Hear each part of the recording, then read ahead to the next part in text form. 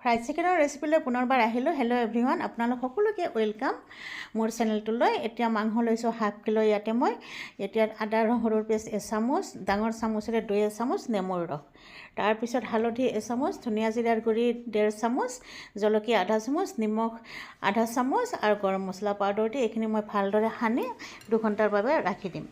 এতিয়া অন্য এটা বলত মই ময়দা লৈছোঁ 1 কাপ, লগতে কৰ্ণফ্ল'ৰ লৈছোঁ 1/2 কাপ, পেৰি পেৰি মছলা, অৰেগেনো মছলা, red chilli sauce, tomato sauce, জলকীয়াৰ গুড়ি, নিমখ, এইখিনি দি পেলাই মই ভালদৰে এইখিনি মিলাই ল'ম। এতিয়া কেৰাহীত তেল গৰম হ'ব দিছোঁ আৰু এইপিনে মই মাংসখিনি ইয়াতে লুটিয়াই দুয়োপিনে লগাই ল'ম। তাৰপিছত মই লাহেকৈ কেৰাহীত এৰি দিম। প্ৰথমতে কম জুইত দিব, তাৰপিছত লাহে লাহে জুইটো অকণমান বঢ়াই দিব। লাহে লাহে ভিতৰটো সিজি যাব, ওলটাই দিব, ভাল লাগিব খাই। ভিডিঅ'টো ভাল লাগিলে আপোনালোকে লাইক কমেণ্ট কৰিব আৰু আগলৈকে এনেকুৱা